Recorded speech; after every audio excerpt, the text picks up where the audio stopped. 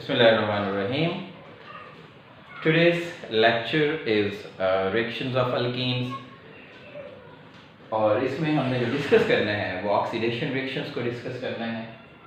Actually oxidation reaction में last जो हमने जो रिएक्शन डिस्कस की है उसमें हमारे एडिशन रिएक्शंस है।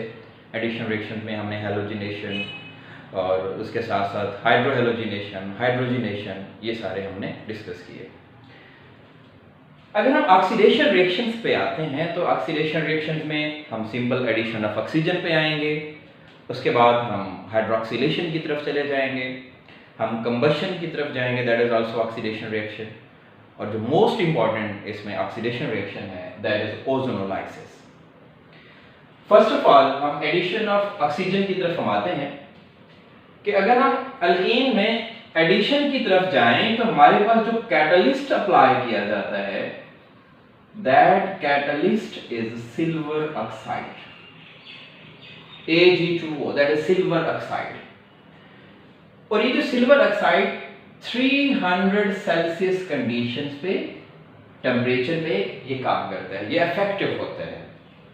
और इसके साथ साथ हम यहाँ पे प्रोवाइड करते हैं ऑक्सीजन प्रोवाइड करते हैं क्योंकि हमारे ऑक्सीडेशन रिएक्शंस हैं and oxidation reaction proceed in the presence of oxygen. ये मॉलिक्यूल्स को चल रहे होते हैं। अब अगर हम किसी भी अल्कीन को लें, जैसे कि हम सिंपलेस्ट अल्कीन को लेते हैं CH2 डबल बॉन्ड CH2, अगर हम यहाँ पे ऑक्सीजन ऐड करें हाफ मोल, अगर हम इसको बैलेंस करके चलते हैं अकॉर्डिंग टू स्टोइकोमेट्री, तो for 1 mole of alkyne half mole oxygen is required. और ये जो प्रोसेस है ये हम प्रोसीड कर रहे होते हैं in the presence of silver oxide as a catalyst at 300 Celsius temperature. तो हमारे पास जो प्रोडक्ट बनता है वो थोड़ा डिफरेंट टाइप का है। इस प्रोडक्ट में जो हम फॉर्मेशन करते हैं CH2 CH2 और ऑक्सीजन उन दोनों डबली बॉन्डेड कार्बन के साथ जाके एक साइक्लिक स्ट्रक्चर डेवलप कर लेता है। एक साइक्लिक स्ट्रक्चर जो डेवलप होती है that is generally named as epoxide. General form में अगर हम इसे कहें तो एपॉक्साइड है। अगर हम इसको स्पेसिफिक नेम दें तो स्पेसिफिक हम ये कहते हैं दैट इज एथिलीन एपॉक्साइड। क्योंकि एथिलीन से हमने इसकी फॉर्मेशन की तो हम ये कहेंगे that is ethylene epoxide. Clear हो गया? ये हमारे पास ऑक्सीडेशन हुई, addition of oxygen is called oxidation process.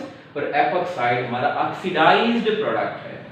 किसका ऑक्सीडाइज्ड प्रोडक्ट है? That is the oxidized product of this ethylene that is doubly bonded, जो कि हमारे पास अल्कीन है।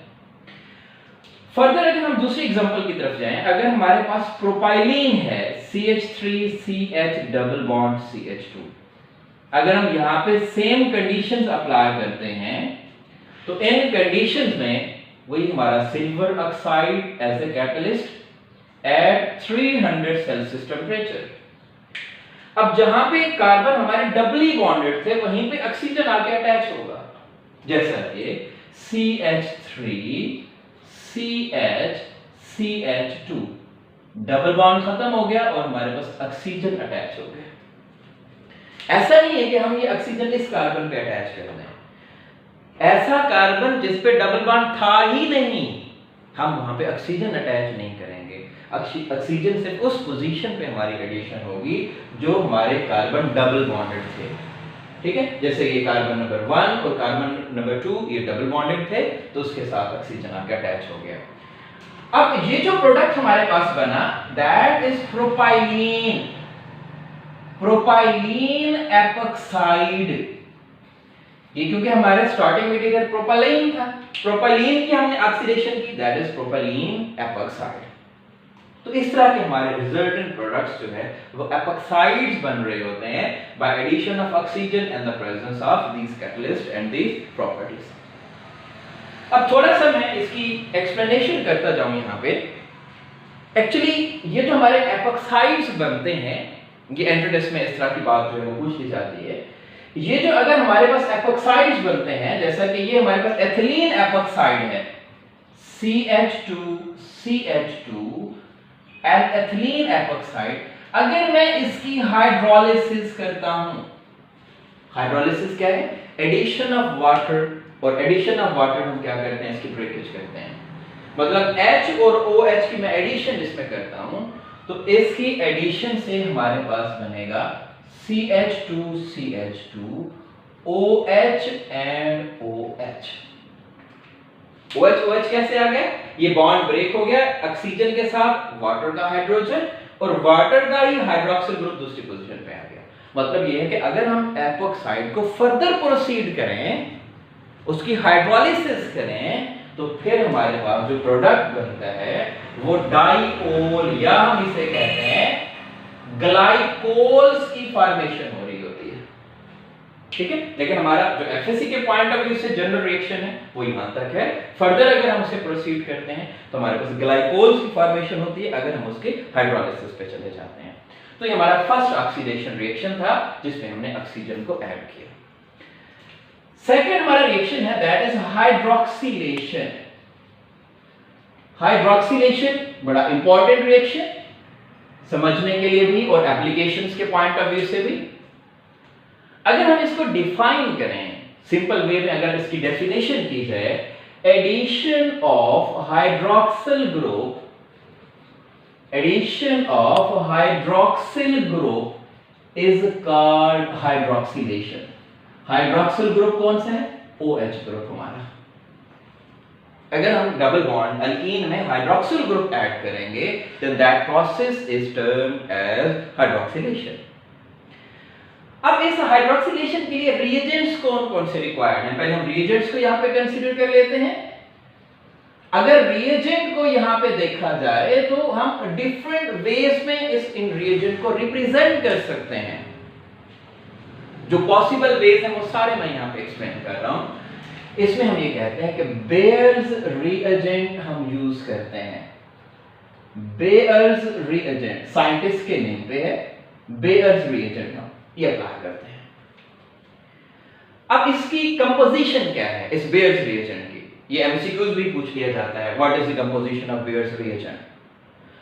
इसकी जो कंपोजिशन है उसे हम KMnO4 प्लस H2O ऐसे भी लिख सकते हैं। सिर्फ KMnO4 हमारा बेयर्स रिएजेंट नहीं है। मतलब अगर हम ये समझें कि potassium permanganate is a bears reagent, not. Potassium permanganate plus water that is bears reagent.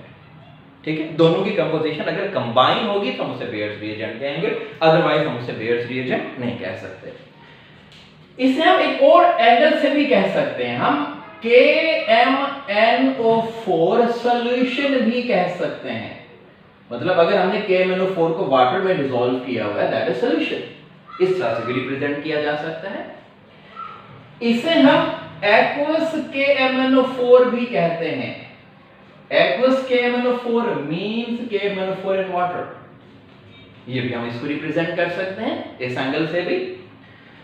इसको हम डाइल्यूट KMnO4 भी कहते हैं। डाइल्यूट KMnO4 अराउंड हम कहते हैं कि 1% KMnO4। मतलब टोटल अगर हमारे पास 100 ग्राम सॉल्यूशन है तो उसमें 1 ग्राम हमारा KMnO4 होगा, और क्या जो 99 ग्राम होगा दैट इज वाटर। तो हम इसे 1% KMnO4 भी कह सकते हैं। इसे एक और एंगल से भी रिप्रेजेंट कर सकते हैं, that is also cold KMnO4। Cold conditions हम इसके लिए कहते हैं, हॉट कंडीशंस नहीं है, ये कोल्ड कंडीशंस हैं। हॉट कंडीशंस में हमारा प्रोडक्ट और तरह का बन जाता है। अगर हम कंसंट्रेटेड मेंशन करेंगे तो हमारा प्रोडक्ट कुछ और तरह से बन जाएगा। ठीक है, जो हमारा हाइड्रोक्सिलेशन है, जो बेयर्स रिएजेंट है, जो इस वक्त हम जिस पॉइंट को हम कंसीडर कर रहे हैं, तो वो हमारा क्या है? डाइल्यूट भी हो सकता है, कोल्ड भी हो सकता है, हम उसको एक्वस भी कहते हैं, हम उसको इस कंपोजिशन में भी कहते हैं। अब ये करता क्या है? That is the solution, that is bears reagent. और इसका जो कलर है, इस सॉल्यूशन का जो कलर है, इस रिएजेंट का जो कलर है, दैट इज पिंक कलर। ये पिंक कलर का ये हमारे पास सॉल्यूशन होगा। अब हम देखते हैं कि रिएक्शन क्या प्रोसीड होता है। अगर हमारा स्टार्टिंग मटेरियल एथिलीन है, CH2 डबल बॉन्ड CH2, इसमें हम KMnO4 भी ऐड कर रहे हैं और H2O भी ऐड कर रहे हैं। वही कंपोजिशन बेयर्स रिएजेंट हम ऐड कर रहे हैं। और कंडीशंस कौन सी हमने रखी हुई है? हमने कोल्ड कंडीशंस रखी हुई है, हमने कोई टेम्परेचर नहीं प्रोवाइड किया यहाँ पे। तो हमारा जो प्रोडक्ट बनता है that is CH2 CH2OH and OH, इसके साथ MnO2 भी बन जाता है और पोटेशियम हाइड्रोक्साइड भी बन जाता है। ये जो मैंगनीज डाइऑक्साइड है या पोटेशियम हाइड्रोक्साइड है, दीज आर साइड प्रोडक्ट्स। हमारा जो टारगेटेड प्रोडक्ट है दैट इज अ डाइओल, जिसे हम ग्लाइकोल कहते हैं। तो ग्लाइकोल की फॉर्मेशन होगी, या हम इसे कहते हैं कि हमारे पास डाइओल की फॉर्मेशन हो गई। ठीक है, जहां पे डबल बॉन्ड था, इधर भी हाइड्रोक्सिल ग्रुप हो गया, यहां पे भी हाइड्रोक्सिल ग्रुप, ये हाइड्रोक्सिल ग्रुप अटैच हो गए और हमारे साइड प्रोडक्ट्स वहां पे इनकी फॉर्मेशन हुई। So that process is named as hydroxylation process. अगर हम इसकी एक और एग्जांपल यहां पे डिस्कस करें तो हमारे पास प्रोपाइलीन है, CH डबल बॉन्ड CH2। हम वही कंडीशन अप्लाई करते हैं। कौन सी कंडीशन है हमारे पास? KMnO4 and H2O, ये हमारे पास कंडीशन है। अब MnO2 और MnO2 और KOH ये तो बनने हैं साइड प्रोडक्ट्स, ये दो हमारे साइड प्रोडक्ट्स तो डेवलप हो रहे हैं, लेकिन जो हमारा टारगेटेड प्रोडक्ट है that is CH3 CH and CH2। यहां पे भी OH आ गया और यहां पे भी OH आ गया, मतलब जहां जिस पोजीशन पे डबल बॉन्ड था वहीं पे हाइड्रोक्सिल ग्रुप की एडिशन हो गई। जब हाइड्रोक्सिल ग्रुप की एडिशन हो गई तो फिर हम उस प्रोसेस को क्या कह रहे हैं? हम हाइड्रोक्सिलेशन प्रोसेस कह रहे हैं। हमने उस कार्बन को बिल्कुल नहीं टच करना जो कि हमारा CH3 ग्रुप था, तो इसे भी हम कह रहे थे दैट इज आल्सो डाइओल। ड्राइओल भी कह रहे होते हैं और जनरल क्लास में मैंने ग्लाइकोल्स भी कहते हैं। ये हमारा हाइड्रोक्सिलेशन प्रोसेस ओवरऑल हुआ। अब इस रिएक्शन की, इस प्रोसेस की एप्लीकेशंस क्या हैं? अगर हम इसको ऑर्गेनिक केमिस्ट्री में कहीं पे अप्लाई करें तो क्या एप्लीकेशंस की जा सकती हैं? तो इसकी एप्लीकेशन ये है that Baeyer's reagent is used to determine the saturation of a compound। हम ये डिटेक्ट कर सकते हैं आया कि हमारा कंपाउंड सैचुरेटेड है या अनसैचुरेटेड है। ठीक है, अब जैसे कि मैं इसका मेथड यहां पे अप्लाई कर दूं, ये मेरे पास एक टेस्ट ट्यूब है। इस टेस्ट ट्यूब में मैंने अपना कोई भी कंपाउंड डाला हुआ है, कोई भी हाइड्रोकार्बन डाला हुआ है। इट माइट बी पॉसिबल ये हमारा जो हाइड्रोकार्बन है वो सैचुरेटेड हो, और इट माइट बी पॉसिबल ये हमारा कंपाउंड जो है वो क्या है? अनसैचुरेटेड हो। How I can determine is it saturated और अनसैचुरेटेड? मतलब मुझे कैसे आइडिया होगा? हम इस टेस्ट के जरिए कैसे डिटेक्ट कर सकते हैं? तो इसमें ये है कि हम अपना बेयर्स रिएजेंट यहां पे डालेंगे। अगर हमारा ये कंपाउंड सैचुरेटेड हुआ, bears reagent not react, reaction नहीं करेगा इसके साथ, हाइड्रोक्सिलेशन नहीं करेगा इसके साथ। जब रिएक्शन नहीं करेगा तो वो जो उसका अपना पिंक कलर है वो रिटेन होगा, वो वैसे का वैसे रह जाएगा। पिंक कलर या कलर हम कहते हैं, कलर इज नॉट डिस्चार्ज्ड, उसका कलर जो है वो खत्म नहीं होगा, डिस्चार्ज नहीं होगा। मतलब मैंने अगर टेस्ट ट्यूब में बेयर्स रीजन डाला, उसका कलर वैसे का वैसे है, it means that compound is saturated compound. और अगर ये अनसैचुरेटेड हुआ तो ये क्या करेगा? रिएक्ट करेगा। जैसे रिएक्ट करेगा तो कलर अपना क्या कर जाएगा? डिस्चार्ज कर जाएगा। और अगर इसका कलर डिस्चार्ज हो गया, it mean that compound was unsaturated compound. तो हम इस टेस्ट से सैचुरेशन और अनसैचुरेशन आइडेंटिफाई कर सकते हैं कि आया कि हमारे हाइड्रोकार्बन सैचुरेटेड हैं या अनसैचुरेटेड हैं। ठीक है, ये इसकी एप्लीकेशंस हो गई। नेक्स्ट हम रिएक्शन की तरफ हम आते हैं। नेक्स्ट हमारे पास रिएक्शन है combustion reaction. Burning of hydrocarbon is called combustion process. Combustion reaction की तरफ हम आते हैं। और अगर हम burning in the presence of oxygen कर रहे हैं तो हम कहते हैं कि that is also oxidation process. Oxidation में भी हम इनको कंसीडर करते हैं। अब अगर हमारे पास CH2 डबल बॉन्ड CH2 है इसकी हम कंबशन करते हैं तो CO2 और H2O बनेगा। इसके साथ साथ हीट प्रोड्यूस होगी, that heat is called heat of combustion. जो हीट यहां पर प्रोड्यूस होगी, ओवरऑल कंबशन प्रोसेस जो है ये एक एक्सोथर्मिक प्रोसेस है। और एक्सोथर्मिक प्रोसेस में हम ये कहते हैं कि हीट रिलीज हो रही होती है। हम अल्केन की कंबशन करें, किसी भी हाइड्रोकार्बन को हम देखें, अगर हम अल्केन की कंबशन करेंगे कार्बन डाइऑक्साइड और वाटर प्रोड्यूस होगा। हम अल्कीन की कंबशन करेंगे कार्बन डाइऑक्साइड और वाटर प्रोड्यूस होगा। हम अल्काइन की कंबशन करेंगे कार्बन डाइऑक्साइड और वाटर प्रोड्यूस होगा। हम बेंजीन की कंबशन करेंगे। So this one is combustion reaction and heat is released, so termed as that exothermic process. जैसे कि मैं यहाँ पे बताया कि एनर्जी रिलीज होगी चाहे अल्केन्स हो, अल्कीन्स हो या अल्काइन्स हो। फोर्थ रिएक्शन की तरफ हम आते हैं, the most important, that is ozonolysis. Ozonolysis. Lysis means breakage and the presence of ozone. Breakage of sigma bonds in the presence of ozone, that is termed as ozonolysis.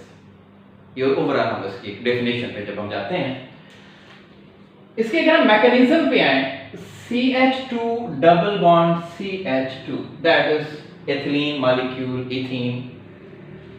अगर हम ozone पे आए, O double bond and single bond, ये O3 molecule है हमारे पास, ozone है। This oxygen is negatively charge and this oxygen is positively charge. तो overall एक पॉजिटिव है एक नेगेटिव है, तो हम इसे कंसीडर करते हैं O3 न्यूट्रल मॉलिक्यूल। अब ये O नेगेटिव यहां पे अटैक करेगा, ये इधर आके अटैक करेगा, तो ये बॉन्ड शिफ्ट हो जाएगा ऑक्सीजन पे। इस ऑक्सीजन का नेगेटिव चार्ज खत्म हो गया क्योंकि इसने अपना नेगेटिव चार्ज डोनेट कर दिया। इसका पॉजिटिव चार्ज खत्म हो जाएगा क्योंकि इसे इलेक्ट्रॉन्स मिल जाएंगे। तो हमारे पास एक इंटरमीडिएट बनेगा CH2 oxygen oxygen and oxygen, तीनों ऑक्सीजन एटम ऐड हो गए, हमारे पास हेटेरोसाइक्लिक स्ट्रक्चर बन गई। अगर हम इसके बारे में लिखें तो ये हमारे पास मोल ओजोनाइड है, मोल ओजोनाइड है, और ये हेटेरोसाइक्लिक स्ट्रक्चर बन गई। और मोल ओजोनाइड हम कहते हैं कि अनस्टेबल होता है, ये स्टेबल नहीं होता, दिस वन इज अनस्टेबल। क्यों अनस्टेबल है? क्योंकि यहां पे 3 ऑक्सीजन एटम है और हर एक ऑक्सीजन दो लोन पेयर एग्जिस्ट करता है। Due to lone pairs there should be more repulsion and due to repulsions there is less stability. ये मोल ओजोनाइड फौरन अपने आप को रीअरेंज करता है। किस में रीअरेंज करता है? ओजोनाइड में ये अपने आप को रीअरेंज करता है। दिस वन इज ऑक्सीजन, ये 2 ऑक्सीजन, ठीक है। और ये जो हमारे पास फॉर्म है that is ozonide form, comparatively ये क्या है? स्टेबल फॉर्म है। और यहां पे जो प्रोसेस हुआ वो रीअरेंजमेंट हुआ, ठीक है, कोई चीज एडिशन नहीं हुई, रिमूवल नहीं हुई, वही ऑक्सीजन है अरेंज हो गया। This one is mole ozonide and that is mole ozonide. अब जैसे ही हम इसमें H2O ऐड करते हैं, H2O एक ऑक्सीजन को पकड़ता है, that is converted into H2O2, that is hydrogen peroxide। और हमारे पास क्या बच गया? मेरे पास एक ये ग्रुप बच गया और एक मेरे पास ये ग्रुप बच गया, ये 2 ग्रुप्स बच गए। इस ग्रुप को अगर मैं लिखूं, कार्बन के इधर भी हाइड्रोजन इधर भी हाइड्रोजन, कार्बन के एक तरफ भी हाइड्रोजन दूसरी तरफ भी हाइड्रोजन, और यहाँ पे डबल बॉन्ड ऑक्सीजन आ जाएगा, दिस वन इज ऑक्सीजन। ये भी सेम सिचुएशन है, carbon hydrogen hydrogen double bond oxygen, मतलब मेरे पास फॉर्मल्डिहाइड के 2 मॉलिक्यूल्स बन गए, दीस आर फॉर्मल्डिहाइड्स, ठीक है। ये हमारे पास एल्डिहाइड के 2 मॉलिक्यूल्स बन गए और हाइड्रोजन पेरोक्साइड बन गया। ये जो हाइड्रोजन पेरोक्साइड है हम जिंक मेटल डालते हैं, that is converted into zinc oxide and H2O। हमारे जो मेन प्रोडक्ट्स हैं वो ये एल्डिहाइड प्रोडक्ट्स हैं, दैट इज ओजोनोलाइसिस प्रोसेस। मैं इसमें एक दो एग्जांपल्स और भी क्लियर करता हूं। अगर हम अल्कीन लेते हैं CH3CH डबल बॉन्ड CH2, ये कौन सी हमारी अल्कीन है? प्रोपीन है। मैं आसान लफ्जों में अब मैं इसके प्रोडक्ट्स आपको समझाता जाऊं। अगर हम इसकी ओजोनोलाइसिस करते हैं in the presence of zinc and H2O, तो जहां पे डबल बॉन्ड होगा वहीं से इसकी ब्रेकेज हो जाएगी। ब्रेकेज कर देते हैं, वो फ्रेगमेंट अलहदा कर देते हैं, ये फ्रेगमेंट अलहदा कर देते हैं। ये फ्रेगमेंट क्या बन गया? CH3 कार्बन H, ये फ्रेगमेंट बन गया। और ये जो कार्बन है इसके बॉन्ड पूरे करने के लिए हम डबल बॉन्ड O लगा देते हैं। और उस साइड में हमारे पास क्या बच गया? कार्बन के साथ H और H बॉन्ड पूरे करने के लिए ऑक्सीडेशन हो रही है, तो ये बना दिया। ये हमारे पास एसिटाल्डिहाइड है, ये हमारे पास क्या है? फॉर्माल्डिहाइड है। जहां पे डबल बॉन्ड था वहीं से ब्रेक हो गया, ओजोनोलाइसिस हो गई। नेक्स्ट एग्जांपल अगर हम देखते हैं कि हमारे पास CH3CH double bond CH and CH3, इसकी हम ओजोनोलाइसिस कराते हैं। तो हम कहां से क्रैक करेंगे अपने मॉलिक्यूल को? यहां से क्रैक करेंगे। अब देखें इस तरफ क्या है? CH3 कार्बन H है, ये भी CH3 कार्बन H है, दोनों एक जैसे हैं। तो हम लिखते हैं कि हमारे पास दो CH3 कार्बन और H हैं, यहां पे क्या आ जाएगा? डबल बॉन्ड आ जाएगा। ठीक है, तो जब हम इथीन की ओजोनोलाइसिस कराते हैं हमारे पास सिर्फ फॉर्माल्डिहाइड के दो मॉलिक्यूल्स बनते हैं। जब हम ब्यूटीन की ओजोनोलाइसिस कराते हैं हमारे पास एसिटाल्डिहाइड के दो मॉलिक्यूल्स बनते हैं। जब हम प्रोपीन की ओजोनोलाइसिस करते हैं तो हमारे पास एसिटाल्डिहाइड भी बनता है और फॉर्माल्डिहाइड भी बनता है। ये हमारे पास रिजल्टेंट प्रोडक्ट्स हैं। लास्ट में हम ये देखते हैं इस ओजोनोलाइसिस की एप्लीकेशंस क्या हैं। इसके लिए हम ये कहते हैं कि this one is used to locate the position of double bond, to locate the position of double bond। जिस पोजीशन पे डबल बॉन्ड होगा ये हमें वहीं से तोड़ के बता देगा। जैसा कि इन प्रोडक्ट्स को देख के हमें पता चल रहा है कि एक तरफ भी दो कार्बन थे, दूसरी तरफ भी दो कार्बन थे। ठीक है, जैसे ये हम प्रोसेस यूज कर रहे थे टू डिटेक्ट द अनसैचुरेशन, ये हम ओजोनोलाइसिस यूज करते हैं to locate the exact position of the double bond. तो आज के हमारे लेक्चर में जो चीजें थी वो ऑक्सीडेशन रिएक्शन। फर्स्ट वन हमने oxidation in the presence of silver oxide, epoxide हमारे प्रोडक्ट्स बने। सेकंड वन हमारे पास ये थे हाइड्रोक्सिलेशन, बेस रीजन हमने यूज किया, डायोल्स बने। हमारा कंबशन प्रोसेस ऑक्सीडेशन प्रोसेस था। और लास्ट वन जो ओजोनोलाइसिस है और उसकी एप्लीकेशन ये है to locate the position of a double bond. Thank you very much.